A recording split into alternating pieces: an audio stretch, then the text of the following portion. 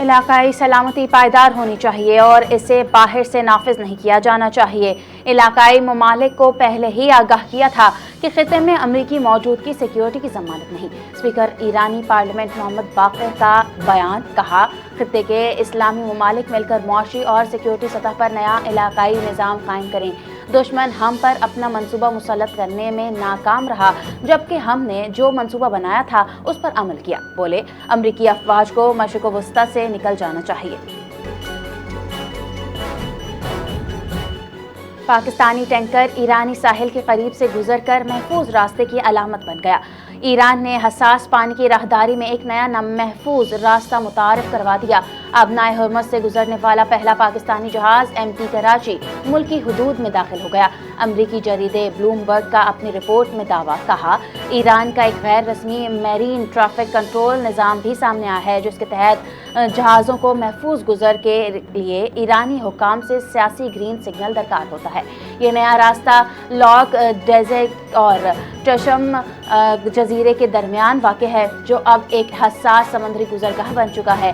بھارت اور ترکی سمیت کئی ممالک کی ایران سے محفوظ راہداری فراہم کرنے کی درخواست۔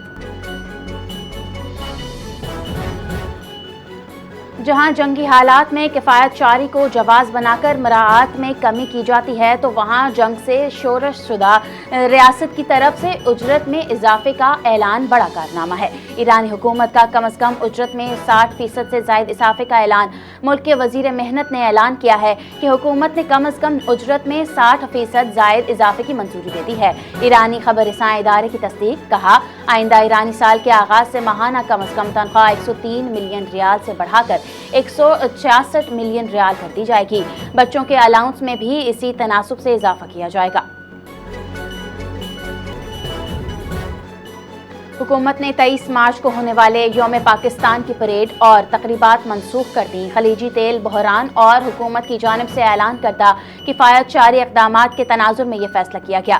23 مارچ کو یوم پاکستان کی پریڈ اور اس سے منسلک تمام تقریبات منعقد نہیں کی جائیں گی۔ وزیر اعظم آفس کی طرف سے اعلامیہ جاری۔ اس دن کو وقار اور احترام کے ساتھ سادہ پرچم کشائی کی تقریبات کے ذریعے منایا جائے گا۔ اس موقع پر سادگی اور پروقار طریقے سے منایا جائے گا، تاکہ محدود تقریبات کے باوجود اس دن کی اہمیت اور اس کا حقیقی پیغام برقرار رکھا جا سکے۔ تمام وزارتوں، ڈویژنز اور محکموں کو بھی ہدایت۔ پنجاب میں غیر قانونی اسلحے کے خاتمے کے لیے پنجاب حکومت کا بڑا اقدام۔ غیر قانونی اسلحہ خاتمے کے لیے نیا قانون تیار کر لیا گیا۔ پنجاب حکومت کا غیر قانونی اسلحے کے خاتمے کے لیے CCD کو ذمہ داری دینے کا فیصلہ۔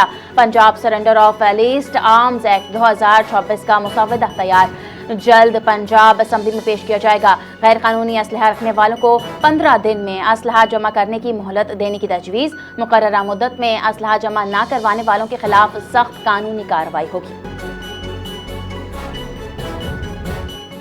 سندھ حکومت نے عید الفطر کے موقع پر صوبے بھر میں 2 روزہ عام تعطیلات کا اعلان کر دیا۔ 20 اور 21 مارچ جمعہ اور ہفتہ کو سندھ بھر میں سرکاری دفاتر بند رہیں گے۔ یہ تعطیلات سرکاری، نیم سرکاری اداروں اور لوکل کاؤنسلز پر بھی لاگو ہوگی۔ چھٹیوں سے متعلق نوٹیفیکیشن جاری کر دیا گیا۔ سندھ حکومت کا کہنا ہے عید الفطر کے موقع پر عوام کو سہولت فراہم کرنے کے لیے یہ فیصلہ کیا گیا ہے۔ ضروری خدمات انجام دینے والے ادارے ان تعطیلات سے مستثنیٰ ہوں گے۔ کراچی عائشہ منزل جماعت خانے کے قریب ٹریفک حادثہ، 2 نوجوان جان کی بازی ہار گئے۔ دل خراش ٹریفک حادثے کی CCTV فوٹیج سامنے آ گئی، جس میں دیکھا جا سکتا ہے تیز رفتار بائک سوار 2 نوجوان فاسٹ ٹریک پر آ رہے تھے۔ تیز رفتار بائک سلپ ہو کر فٹ پاتھ سے جا ٹکرائی۔ حادثے میں دونوں نوجوان موقع پر ہی جاں بحق ہو گئے۔ جاں بحق افراد کی تاحال شناخت نہ ہو سکی۔ جاں بحق نوجوانوں کی جیب سے موبائل فون یا دیگر شناختی دستاویزات نہیں ملے۔ پولیس حکام کا موقف، بائیو میٹرک طریقہ کار کے ذریعے نوجوانوں کی شناخت کی کوشش کی جا رہی ہے۔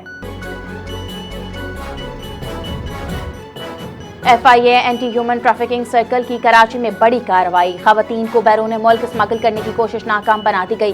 مصدقہ اطلاع پر پاسپورٹ آفس صدر کراچی کے قریب 2 ہوٹلوں پر چھاپہ مارا گیا۔ کارروائی کے دوران پنجاب کے مختلف اضلاع سے تعلق رکھنے والی 33 خواتین کو حراست میں لے لیا گیا۔ ترجمان FIA کا دعویٰ، کہا خواتین کے ہمراہ انسانی اسمگلرز اور ایجنٹس کو بھی گرفتار کر لیا گیا ہے۔ گرفتار ملزمان میں ضیاء الحق، امتیاز علی، فرمان علی اور سکینہ بی بی شامل ہیں۔ ملزمان کے خلاف 3 الگ الگ مقدمات درج کر لیے گئے، مزید تفتیش شروع کر دی گئی۔